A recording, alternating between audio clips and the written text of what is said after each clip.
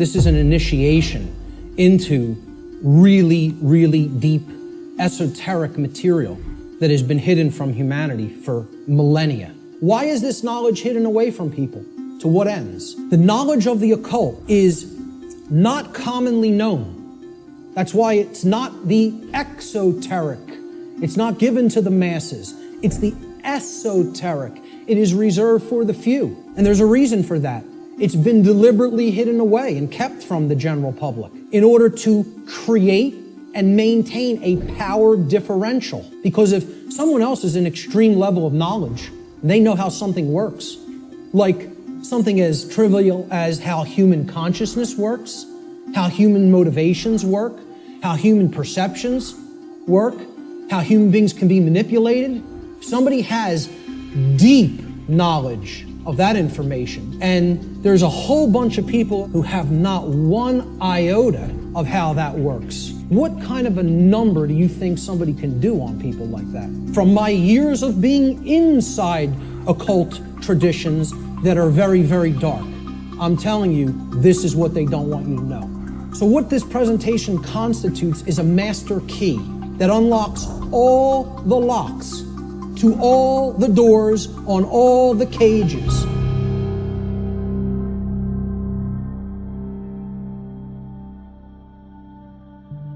This presentation is called Natural Law, the real law of attraction, and how to apply it in your life. And I emphasize that term, real law of attraction. Many people will be familiar with the New Age variants of the so-called law or laws of attraction. And this is going to differ quite widely from what people have heard in the New Age community and in the New Age movement regarding what the law or laws of attraction are. These are the real laws of attraction you're going to be hearing today and hopefully understanding today. Human beings should consider with great care where their information comes from, the source for the information. And this is because by refusing to present certain information and by influencing people to dismiss, to dissuade them from looking into certain information because they're telling you that it's unimportant or unnecessary to consider, many modern institutions like media, like so-called education institutions, are seeking to actually control human perceptions. Or let's call it outright what it really is, to control the mind, okay? And therefore, to limit what human beings may even come to understand, and therefore by limiting what they are coming to understand, they're actually limiting what they're able to do, what they're able to change, what they're able to create in the world, okay? So you have to be skeptical of where your information comes from. And that's why I tell people at the very beginning, in my lectures, do not believe me. The worst thing you could do is believe what I'm telling you.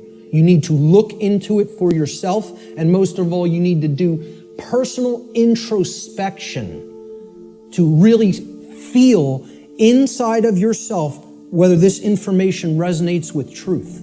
Everybody has that intuitive capacity. That also has to be turned on and engaged and used. Human beings everywhere say that they want certain things in their life. And they say that they want certain things to be present for all humanity. Okay? We say we want certain conditions to be present for ourselves and our species as a whole. And we say we want things such as happiness, health, peace, prosperity, freedom, etc. And all these things are great things to aspire to. And we say we want them. Most people will say and tell you we want these things. However, I don't really feel that they're truly being honest with themselves. Okay? They'll say they want them, but then when you tell them, well, those aren't automatic conditions. They don't just magically manifest. Okay? There are requirements for obtaining these conditions. Okay? And people wouldn't say they want these conditions if these conditions were already omnipresent, right? They're saying that they want something because they don't have it at all, or at least in fullness, right? So when you tell them there's requirements and they believe that somehow they're going to magically get these things, right? Well, this is what the real laws of attraction are about. It's explaining Conditions that you want don't just automatically manifest by thinking of them or just having a feeling about them. This is a New Age deception. Requirement exists in nature. It does exist. If you want something to be different than the way that it already is, than the default conditions, then requirement exists. If you're okay with things being the way that they are now, requirement doesn't exist. There are no requirements to creating change. You just accept the default conditions the way they are now and go on with your existence and accept it's going to be this way and possibly get worse. But if you want real change to happen, requirements exist. So what are these requirements? We need to know certain things. Knowledge is required. Knowledge. The information regarding natural law is occulted knowledge. It is knowledge that has been hidden from humanity. Okay? It's held by the few, which is represented here at the top of this pyramid. You can look at this as a pyramid representing knowledge or ignorance. At the top of the pyramid, you have knowledge. It's the higher you go in the pyramid, the more knowledge. Okay? But the pyramid tapers because at the top, very few people understand that information. Very few people have that knowledge and have actually integrated it into themselves to the point where it becomes understanding. All right? Down here, you have no knowledge, the ignorant masses. Okay? And up here, you have the people who are in the know, right? Who have this knowledge about how natural law works and are actually using it for a certain reason. So please, as you go through this seminar, please keep in mind, if I ever use the term occult, all I'm talking about here is hidden knowledge. That's what it means. Occulted knowledge is hidden. The knowledge of natural law and its operations constitutes what I call the most deeply occulted or hidden information that exists on this planet. You will not find any more hidden information. This is the thing that all the distractions are there for, to keep you from learning. The endless trivialities, the nonsense you hear on the news, all the video games, all of the nonsense television, the sports, it's all there to keep people from understanding this. And I can't get you to accept that or believe it, and I don't ask you to believe it. I'm telling you that's what they're trying to, from my years of being inside occult traditions that are very, very dark. I'm telling you, this is what they don't want you to know. Please recognize when I use the word truth, that is all I'm talking about. I'm not talking about the mind of God. I'm not talking about the entire reason for the existence of the universe. I'm talking about the events that have taken place in the past and are taking place in the present. That's all. And guess what? That's all the truth is. We want things to be true. That doesn't make it so. That's not what makes truth the way that it is. What makes truth is the way that it is what behaviors were taken and what is the actual effect in the manifested world. That's how things are. It doesn't matter how we want them to be. They may be a completely different way right now than we want them to be. But most people in the world, they kind of believe that they're the arbiter of truth. And that's a bad place to be in. That's a very, very low level of consciousness. To think that if I don't believe that it's this way, it's not this way. Many people are trapped in that state of mind. The laws of the universe don't care about you. Laws have been created in this realm that work flawlessly. 100% of the time, flawlessly. The creator of the universe set these laws into motion, put them into effect, and they bind you. You and I are bound by these laws, whether we like it or not, whether we accept it or not, whether we understand it or not. They're in effect, and you are already creating the reality that we are experiencing based upon interaction with these unseen laws. Already. You're already doing it. You can never not be doing it. That's an impossibility. Let's look at the dynamics between discovery and belief, the difference between discovery and belief. Because again, natural law is capable of being discovered, understood, and harmonized with. What this is saying, this exists, you're bound by it. The best you can do is to understand its operation like you would understand gravity, and therefore not just walk toward the edge of a 200-foot cliff that is bottomed by jagged rocks. If you're intelligent and you understand how the law of gravity works, you won't do that behavior. So natural law has nothing to do with religion. It's not a belief system. It's a science. It is a discoverable operation that is already in effect that we can either understand and align our behavior to, or remain ignorant of and suffer as a result of that ignorance, because it's already in effect and already has a binding effect upon you and your behaviors and everyone's. So when it comes to belief, and anybody that was trying to propagate a religion wouldn't put this slide up here. When it comes to natural law, it works just like gravity. So the clown that's going to jump over the cliff saying, I don't believe in gravity, what's going to happen? Down he goes. Because belief is irrelevant. Because natural law does not care about you. It does not care about you. It is in effect, no matter what you do, deal with it. So let's look at consciousness and the human brain. Okay? Because consciousness is an intangible force. Okay? It's something that exists, but you can't really see it. Many people even have a hard time explaining what it is. But there is physiological expressions for consciousness in the physical domain, and the brain is one of them.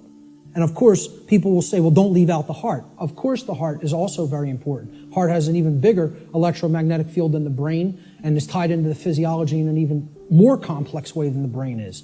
But we need to understand the basic structure of the brain to understand the types of imbalances that go on within it that lead to these debilitating conditions within humanity that continue to create suffering for us.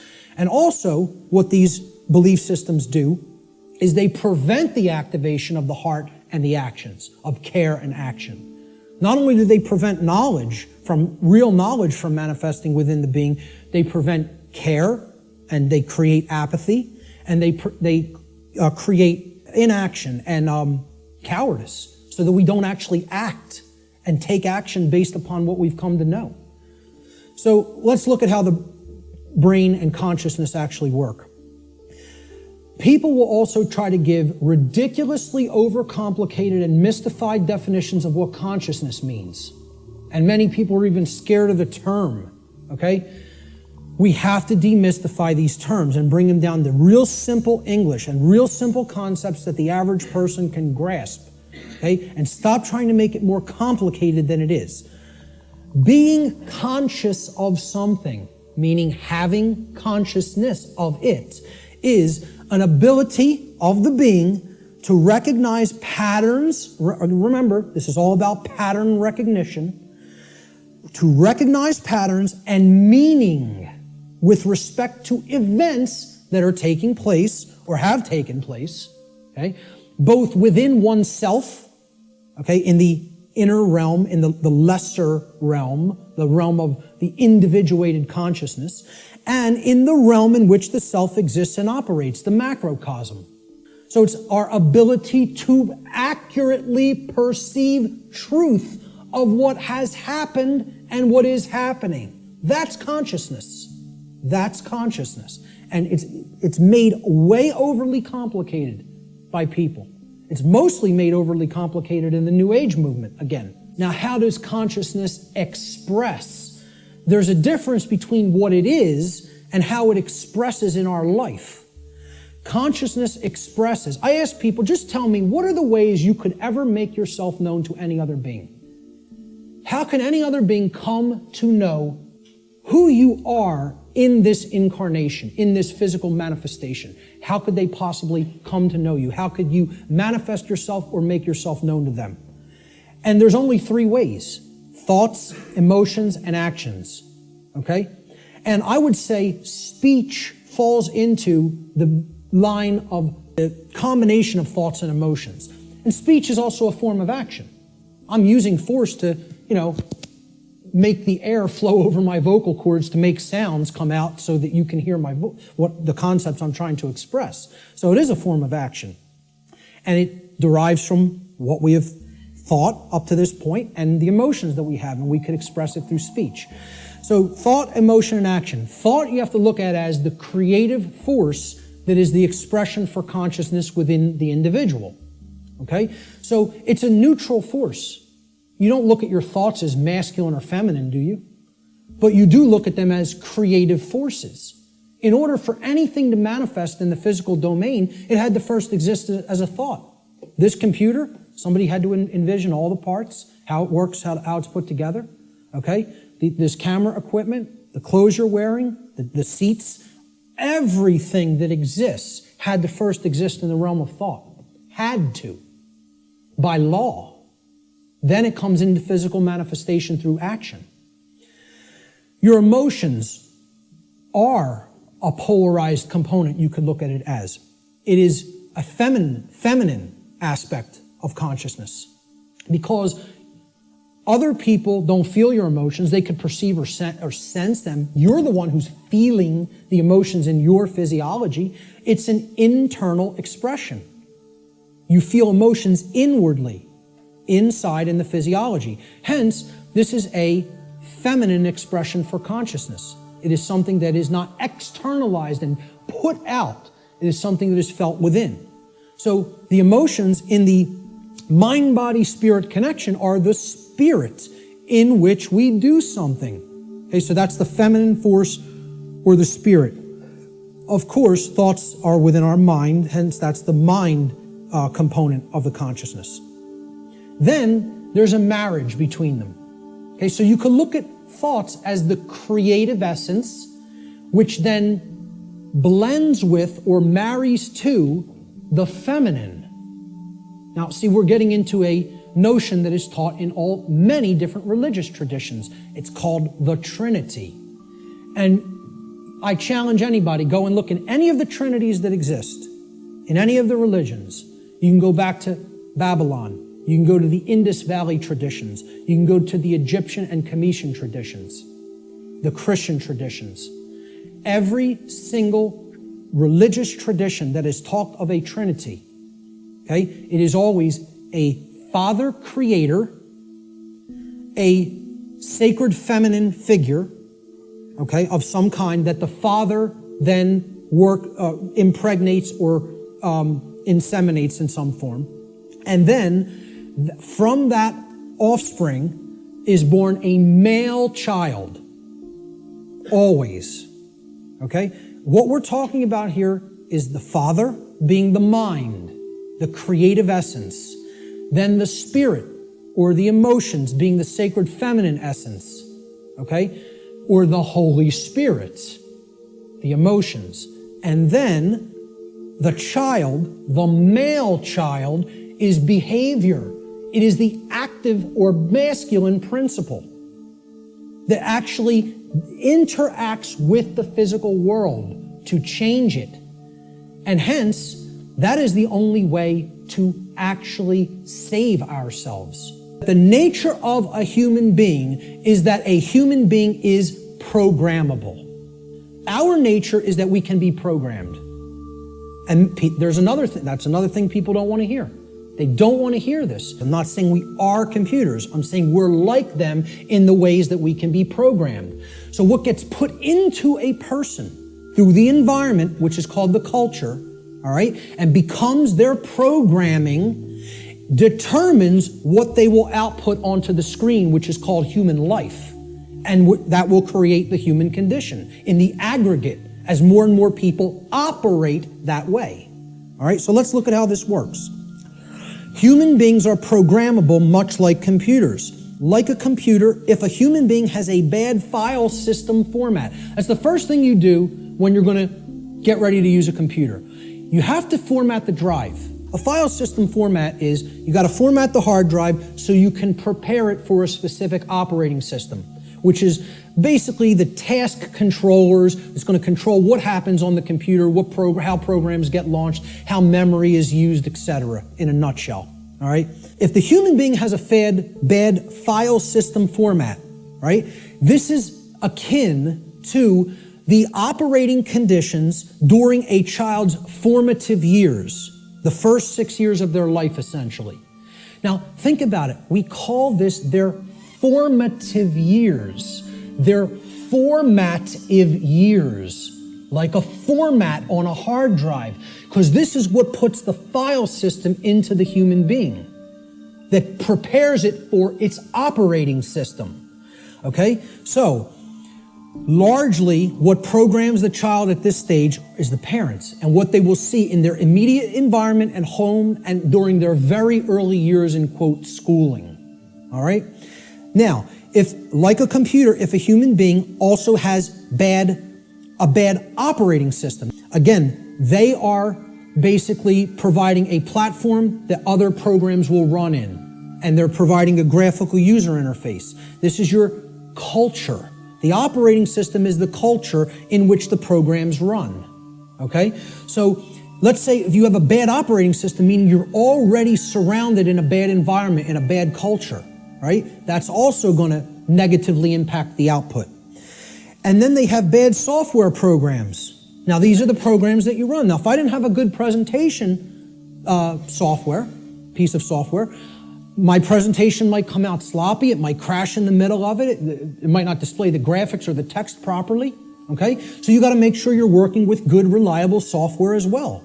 Now, what the software is the belief systems, what the person has taken into the mind and is processed and made part of themselves. And now, if all of those things are bad, we have three bad components. The format is bad, the file system format, which is the formative years of the child, okay? The culture is bad, meaning they're already growing up in a bad culture or in a culture that condones moral relativism, etc., and doesn't understand natural law. And the software programs that have been input into the child are bad, meaning their belief systems, okay? What do you think the output of that, quote, computer is going to be like? Is it going to be good? Is it going to be chaotic? If I screw up my system's hard drive format, if I put an operating system that is like at alpha state and it's not ready for prime time because the development's not finished, it's half-baked, okay? And then I load crappy software that's full of bugs and the developers didn't really care about programming them correctly. Do you think that computer is going to operate properly and give me the output on the screen I'm looking for, or output on the printout I'm looking for, or output on the internet that I'm looking for? Good luck. If you know a little bit about computers, you're laughing now because it would be ridiculous to assume that it could do that. Well, why do we think that we're going to have that in our environment when all of these things are badly programmed? See, the output onto the screen is also going to be horrible if all those three things, that determine how the system works are also bad. So it will contribute to deteriorating conditions on a mass scale. Like a computer, the behavior of a human being largely depends upon its programming. And its programming is the quality of the information that is being input into it. The quality of the information it's taking in. The quality of the information it's taking in is going to determine the quality of the information it's outputting, like any other computer. So if garbage goes in, surprise, garbage is going to come out. If good information goes in, quality will come out. And the output will be as one wants it to be. It will be able to process and create efficiently, effectively, not chaotically. Here's a very simple diagram. Again, if people understand it, they really get how natural law functions. And again, it's very unpopular. People don't want to look at what the bottom base foundation or platform of this structure is. Because once again, this idea that knowledge is what's required makes many people upset because they want to believe they're going to achieve these things they say they want without doing the work to acquire that knowledge, and therefore understand the requirements for obtaining those conditions. So we start with available information. This constitutes potential knowledge, and it can become knowledge if it's taken in, if it's amassed, if it's aggregated, okay? It can be gathered, it can be processed, it can be understood, and then it can be acted upon. You could call this the grammar stage of this three-part process I'm going to explain. Okay? You could also refer to this as the input stage. If we're looking at it in a computer model, this is the stage of inputting information or programming something. Okay? Now the next step that's built upon this is once you've taken information in, necessary information, you then come to a position of understanding it. You know what it means, you recognize the patterns. All right? So this is the second step in this process. Now, your understanding or lack of understanding, okay? Now, in the first stage, your knowledge or lack of knowledge is going to lead to understanding or lack of understanding. If you have understanding present, your decision-making processes are going to be in harmony with what you say you want, okay? You're going to understand, here's what I want, this is what's necessary to get that, to make that happen, to manifest it. That's understanding. It's a decision-making process that happens within the mind. These processes take place in the human mind and are chosen by each individual based upon available information. So again, you can see if information is held back, if it is occulted, or even if it's just people are dissuaded from taking it in because people will say, no, there's nothing there, there's nothing to it, right? You could see how they'll never get to this step. They'll never understand. They'll never get to the second level of creating our reality. The third stage to this process is what you do with what you have come to understand, to know and understand. So this is the action stage, okay? Each individual's behavior, the behaviors that they choose through their own free will, is based upon the quality of their decision-making processes that are happening within the human mind. Okay? That process, as we've already seen, is in return based upon the quality of available information. So this is behavior. See, people don't think of wisdom as behavior. They don't think of wisdom as action. They think of it as something that you just know. No, wrong. Wisdom is not knowledge or understanding. Wisdom is action. Let me say this again. Wisdom is action. It is knowledge and understanding that has been applied. So, based upon these three processes, something is generated. Something is created in the physical manifestation, physically manifested reality, the real world, so to speak. So, the manifested reality is based upon the aggregate behavior. Aggregate behavior. No one person is creating the reality we are experiencing. Okay? It's another fallacy of the New Age movement and thinking. In the aggregate, we are creating our shared reality. All the behaviors put together creates the output on the screen, or the generated result. Is it orderly? Is it chaotic? Well, that's going to be based upon whether someone took in the information, processed it efficiently to come to an understanding, and then acted upon it. The manifested reality is the quality of the condition which manifests in any given society based upon the aggregate quality of human behavior within that society. This is how our reality is actually created.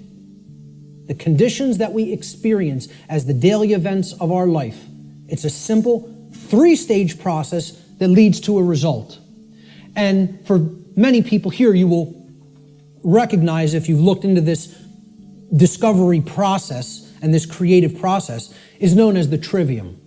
This is what the trivium is. In the ancient traditions, this is what the trivium was labeled. It was labeled knowledge, understanding, and wisdom. The trivium methodology of truth discovery has been completely obliterated from public consciousness. Many people have never heard the word.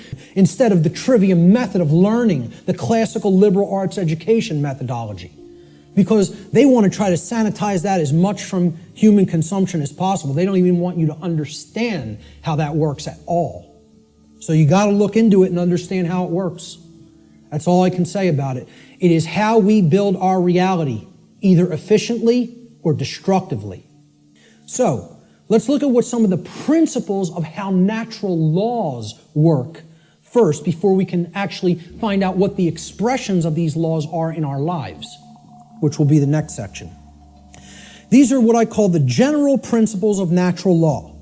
Natural law is expressed through 7 basic underlying principles, plus what I have referred to as an 8th or hidden principle, which you hear very few other researchers, even people who are studying this from the occult perspective, who are studying this from the consequentialism perspective, you very hear them incorporate the 8th and all-encompassing principle, which I'll get to last here. This 8th principle, which I call the lost principle, binds all the other 7 principles together. All right? These principles together constitute a master key through which universal wisdom, including the knowledge of the requirements to obtaining what we desire, is then unveiled or de-occulted. These are the 7 general principles of natural law. Many people who have studied some variants of occultism may recognize these as what are known as the Hermetic principles. Hermetic essentially comes from Hermes. Hermes Trismegistus, the thrice great one, as he was referred to in the ancient Greek mystery traditions. 7 general principles. They are mentalism, correspondence, vibration, polarity, rhythm, cause and effect, which is a huge one, which we'll be getting into, and gender. So I'm going to briefly describe what each of these are and what they are about. The principle of mentalism states that the all, everything in creation, is actually a manifestation of mind. The all is mind. Okay? What this means is everything that happens has to be a result of a mental state which preceded it. Everything. For anything to exist, thoughts had to form first, and then they formed the physical reality after. The universe itself is a mental construct of the Creator. Thoughts lead to the manifestation of things and events. Thoughts create conditions. Thoughts create things and conditions. They cannot just magically manifest themselves. Thought comes first. Thoughts create our state of existence and the quality of our experience here on earth, ultimately. Therefore, we should be responsible for everything that we create by being responsible for that which we think. Because the thought processes are what are driving the behaviors. People behave the way they do because they have certain belief systems embedded in the mind and running like a program. Their thoughts and their emotions are driving their actions. So the behavior is not magically suddenly going to just change. The thoughts and emotions have to change because they're the driving force behind the behavior. That's when reality will change. See, people don't want to hear that, once again. They don't want to hear, if you want to change reality, you, yourself, have to change the way you think. Because the way you think is not conducive to the requirements for getting what you say you want. They're doing the exact opposite of that in many cases. So that's the principle of mentalism. The principle of correspondence states that that which is above is similar or like to that which is below. So what this means is that which is below, and that which is below is like to that which is above. It's a mirror, okay? The above is like the below is like the above, all right? The above, in this case, is the macrocosm, okay? The laws of the very large things, okay? The laws that govern the creation which we consider is seemingly outside of ourselves. We know at the deepest level that it's not, that we're one with it, but, we perceive this as out here, the laws that govern the large aspects of things. So the macrocosm, or the very large, the totality of everything, and the microcosm, which is the very small, or the individuated units that comprise the whole in their aggregate, okay? They are reflections of each other. They cannot be separated from each other. As one goes, the other goes. The universe is actually a holographic system. A hologram is an image, okay? You pass a laser through it and then projects a 3D image. Okay, it's like a flat image and it projects a three-dimensional image. But the aspect, why they call it a hollow, like holistic, hologram, holistic image, is if you break a hologram into multiple components by cutting it. So if I take a hologram and I cut it in 4 pieces, you don't have a quarter of the image on one part of the hologram and a quarter on the other and a quarter on the third and a quarter on the fourth. You have 4 whole images that only lose their resolution by a quarter. Okay? So everything is contained in all the smaller parts. Okay? That's like the reality that we're living in. Our universe is a holographic one. So the universe is inside the individual. And the entire universe is like an individual. They're reflections of each other. To know the workings of the individual will help lead us to an understanding of the macrocosmic laws. Similarly, to learn the macrocosmic laws will help us to learn the way that consciousness within the individual functions. These two things cannot be separated from each other. And once again, as I said near the beginning, that's what occulted knowledge is. The knowledge of the occult is how the microcosmic world works, which is the individuated consciousness, and how the macrocosmic world works, which is natural law. So the other part of the principle of correspondence is that our reality is also fractal in nature. Now, if you studied fractals, these are self-similar mathematical generated patterns, okay? We see this through things like Fibonacci sequence in mathematics, and this is repeated endlessly throughout nature. Okay, so you look at the structure of the atom, and it's similar to the structure of the solar system, which is similar to the structure of the galaxy. They work the same way. They look the same. You pull back enough, you'll keep seeing the same pattern repeat. The principle of vibration simply states that there is no such thing as rest, as dead or non-motion. Okay? Death, in that sense, is an illusion, because true death would be the cessation of all motion and energy. There is no such thing. It doesn't exist. You cannot go anywhere in creation where something is at complete rest. Everything moves, everything vibrates, and at the most fundamental level, the universe and every single thing which comprises it is ultimately pure vibratory energy that is manifesting itself in different ways, different frequencies, different vibratory forms. The universe has no true solidity as such, as we imagine solidity at the macrocosmic level. Matter is merely energy in a state of vibration. And what this is, if we truly understand this, and many sciences are now finally really understanding this and trying to propagate this knowledge out into the public, we will come to the understanding that this is a spiritual construct for experience to be gained, to have an experience and learn and grow in consciousness. That's what the purpose of this whole thing is for. Nothing is truly solid. You know, it's again, like we say, we are spirit having a human experience. The whole universe is spiritual, having a experience in solidity. All right? That's how you have to look at the principle of vibration. The principle of polarity states that everything has a dual nature to it. There are polarities in everything that exists. Okay? Everything has poles. Everything has its pair of opposites. However, opposites, they are identical in nature, but they're different in degree. So let me give you an example of what that means. Are hot and cold really opposites? Or can we simply look at them as the presence of heat energy or the absence of heat energy? Meaning that they're the same thing, energy. And whether it's concentrated in a specific area, which would make it hot, or whether it's absent from a specific area, which would make it cold. Okay? That's what hot and cold are at the fundamental level. At our level of perception, they're opposites, but at the fundamental level, they're the same thing, energy or lack thereof. Just like those 3 stages of the trivium. Are knowledge and ignorance the same thing? Yeah, actually they are. Because truth is always present. It's a matter of whether it's taken in and processed, or whether it's refused to be taken in and it's not processed. Extremes can meet and blend and, play with each other, like as depicted in the yin-yang symbol, masculine and feminine. They need to be blended. And at some level of reality, everything that is seemingly contradictory may be reconciled.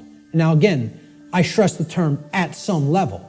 At the unified field level, everything is consciousness, pure consciousness. Let's look at the principle of rhythm.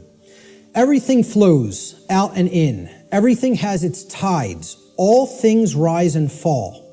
Okay, so everything has a rhythm to it or a swing to it. There's tendencies that exist in energy.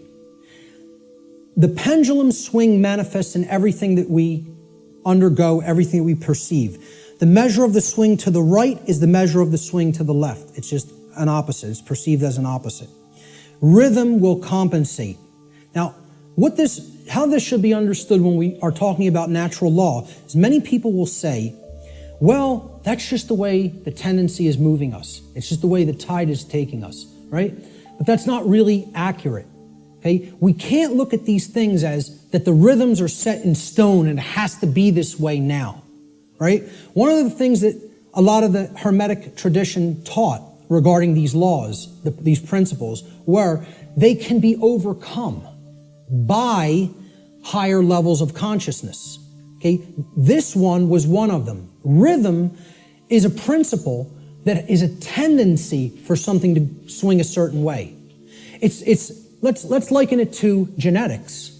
You know, if you look at some newer biology, a lot of modern biologists are suggesting consciousness plays into whether a gene activates or not and expresses a certain condition. Well, this is the same way. There's something that can be done about the swing or the tide, okay? Let's look at it as you have a boat. You want to row the boat out to sea, right? You have to get past the tide. You have to get past the breakers and the waves. And if that tide's really strong at high tide, it's going to be very much more difficult. You're going to have to expend more energy to get it out to sea. If, however, you were taking it when the current's moving out to sea, okay, there's a flow that's moving outward deeper into the ocean, and you start rowing that boat then, you're going to be able to do it much more easily. Okay, so if there's winds pushing along a plane, it's going to have to expend less energy. It's going to get there more quickly, okay, because it's adding to the energy. If, however, you're flying against the wind, you got to expend a lot more energy. It's just a tendency. You can still get to where you want to go. You may just have to exert more effort. So that's the principle of rhythm.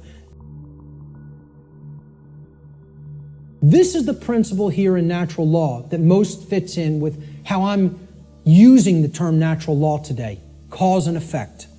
Many people, again in the New Age community, don't want to believe that there's causes and effects, and that effects are driven by causes that, come first and then manifest conditions. So the principle of cause and effect simply states that every cause has its effect and every effect has its cause. Every single thing that occurs happens according to law. All right? Chance is a name for law, a law not recognized. There are many planes of causation, but nothing escapes the law. So again, is there free will? Yes, there is free will. But is there free will to ignore law without consequence? No, there is not. That's the limit of free will. Free will is operating within boundary conditions that I'm referring to as natural law. It's a series of laws, actually, okay? Free will operates within these parameters or boundary conditions that cannot be exceeded or gone beyond without consequence. Oh yeah, you can break natural law. Yes, you can break it, but you cannot break it without consequence. You cannot break it without consequence, negative consequence. And that's why this body of knowledge has in the past been referred to as consequentialism. It is the knowledge of how consequences are generated by our free will decision-making processes within the boundaries of natural law. So this is the law of cause and effect, the principle of cause and effect.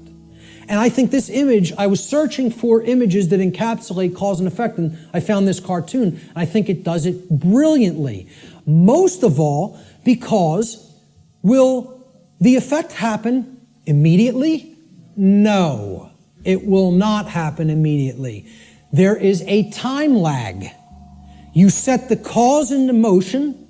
The universe is going to intelligently bring to you, through a rearrangement of all the dynamics that it needs to rearrange, the effect of what you've generated by setting that cause into motion. And there is a time gap between the cause going into place and the effect coming around and hitting you. This is why the pattern recognition of cause and effect is more difficult, because it is separated by a time lag, by what we perceive as linear time. For some people familiar with my work, you've seen me break down the Matrix trilogy. And the law of cause and effect is brought forward extensively in the second Matrix movie, The Matrix Reloaded. And the scene that encapsulates this the most is the character of the Merovingian, who tells to the heroes who want to be free from the Matrix and its control, okay? You are coming to me without an understanding of why you are in this position. You don't understand the causal factors that have led to the current conditions that are in place. Therefore, you are coming to me with no power to affect change. You are powerless. So why should I help you? You're powerless because you lack knowledge and understanding of what set these events into motion. Why? The question why, he says, why is the only source of real power. Without why, you are powerless. He's talking about cause and effect, and he says it specifically. Causality, he calls the only real truth. And this is the villain. The words of truth come through it's a big technique in Hollywood too. The words of truth are spoken by the villain in the movie or in the series. Everything starts with choice, and Morpheus is correct. Our choices set that causality into motion before it becomes an effect. And the Merovingian tries to tell him, no, there is no free will. That's where the dark occultist will give you the bulk of truth and then poison it with that one thing he wants to get you to accept. Okay? So the next thing that needs to be understood is the two planes. All right? There's the plane of effects, and then there's the plane of causes. No power to affect any change lies on the plane of effects, which is the physical manifested reality. Again, what already is, nothing can be done about. What already is, you cannot change. You cannot change the past.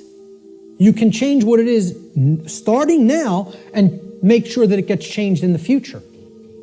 But right now, what is the truth, and all you could do is accept that or reject it. You can't change the past. So the physical world that is manifested up to this point happened because of things that occurred in the past.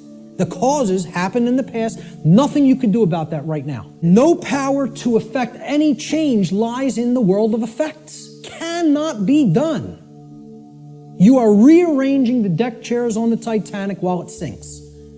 You're not creating any change doing those things, because the underlying causes aren't changing. And the underlying causes are how we think, how we feel, and how we behave. And no one wants to look at that. They want to think all those things can stay in place and I can magically get what I want. I want to keep my hand over the fire, but I don't want it to burn and blister. Well, enjoy. See, find out what you get when you do that, because that's what we're doing when it comes to natural law. The final principle of the 7 principles of natural law, at least the formalized ones, are gender. Gender exists in everything. Everything has its masculine and its feminine components or principles. We've already seen that when it comes to the human brain, consciousness, worldview, etc. Gender manifests on all planes of existence: spiritual, mental, physical, everything. Okay? Very simple concept. What I want to briefly talk about is mental gender. Mental gender is the state of coexistence between the masculine and feminine aspects of the mind. Our left brain hemisphere largely facilitates the masculine aspects of the mind, or the intellect, logic, analytical thought, linear thought processes, while the right brain hemisphere largely facilitates the feminine aspect, or intuition, meaning creativity, compassion, and holistic thought processes. This next section is what I call the lost principle. This is the 8th principle of natural law, which binds all of the other principles together. Okay? It is what I would call the encapsulating principle. Okay? It's the container inside which all the other principles fit very nicely and neatly. However, it's lost. Here's the 8th circle, the seed of life. Now, what happens from a seed? It grows. It generates something. It creates something. A seed has an outer casing, an outer shell, okay?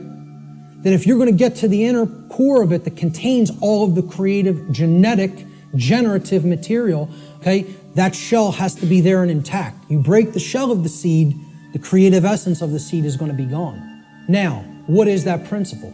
Here's what that principle is. It's the 8th, or what I call the lost principle. And it's the thing that has to be present in order for any change to manifest itself. And it is not what most people think of it as. Even when I tell you what this is, I guarantee you there will be an inaccurate connotative meaning for what people think this means. Okay? Here's what the 8th principle is. It is known as the generative principle, or the principle which governs creation, which actually is the causal factor that goes into effect and generates the result that we say that we want. But what's the real term for it? Care. This means, what are you giving attention and helping to grow? What are you focusing upon? Because what focus you're focusing upon, that's what's ultimately getting generated, getting created, and growing. And this doesn't mean be ignorant of what's going on in the world and don't look at anything that's negative because you're going to feed that and give power to it. That's not what it means. Okay? That means, you know what you're feeding? In that instance, if you want to do that, you're feeding ignorance. And that's what's going to grow.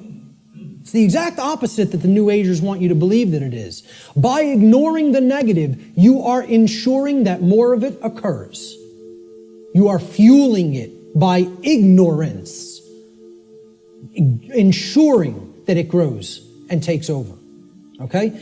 What care has to be looked at here as is, this is what you're giving your energy to. This is what you're focused upon. This is what you actually care enough about to do, to spend your time on, to put your attention on, to manifest in the world. That's what I'm talking about as care. Here's how it actually operates. The lost principle is the dynamic of care. What we care about on a day-to-day basis acts as the driving force of our thoughts and actions. What did I say we need to develop? The heart, mind, guts, right? Heart, mind, guts, in that order. Care comes first. You got to care enough to know, to develop the knowledge, okay? Then you got to act on it and put it into practice. Apply it. So that's the order. Heart, mind, guts. Care, knowledge, action. Those are the steps, okay? And all three of those have to be in place. All three. That's what unity consciousness is. It's unifying thoughts, emotions, and actions. The three aspects of consciousness, such that there is no contradiction between them. What we think, how we feel, and how we act are one and the same. There's no contradiction. That's unity consciousness. Therefore, okay, since care is the driver of our thoughts and actions, it ultimately can be seen as the generator of the quality of our shared experience here on the earth. Care is what generates the whole thing. Hence, it has been called the generative principle. Liken the heart to a pump in the body. Well, what does a pump do? It's a generator. It provides energy. It moves the life force through the blood in the body. In every ancient tradition, they talk about the life force being in the blood. The heart is what pumps that through the whole physiology and enables us to continue to sustain life, okay? The heart is the generator, it's the pump. It's the center of the being. As important as the brain is, which we just talked about the importance of it, the heart is ultimately what's generating the experience, because what we care about determines what we think about on a daily basis most of the time, and therefore how we behave, all right? So, This principle has often been referred to as the generative principle. Is anybody familiar with the compasses and square symbol of Freemasonry? With the G in the middle? Well, that's what the G stands for at the highest level. They'll talk about many porch masons. These are the exoteric masons that are given the teachings of the profane and they think they're in the know, okay? They're given the information, well, this only means geometry, it only means God, etc., okay? One of the things they'll tell you it means at a slightly higher level is that it means gnosis, knowledge, okay, which we saw the meaning of in Greek earlier. At a higher level, at illuminated levels of Freemasonry, which are above 32nd degree, they will give you what the real meaning of the G inside the compasses and square is. And it is the generative principle. It means Genesis, creation, okay? And yeah, you can tie that right back to God. I'm not saying those things are different. And the forms that get created in the physical manifested world are geometric forms. So it is geometry as well. It's all these things. But at the highest level, it's the generative principle. That's what that G really stands for in esoteric Freemasonry. Okay? It's called the generative principle because that means to create. It comes from, the word generative comes from Latin. The verb generare, as we've already talked about, means to create. The generative principle is what we create through. And it's lost because people don't care. They don't have care. Hence, it's the lost principle.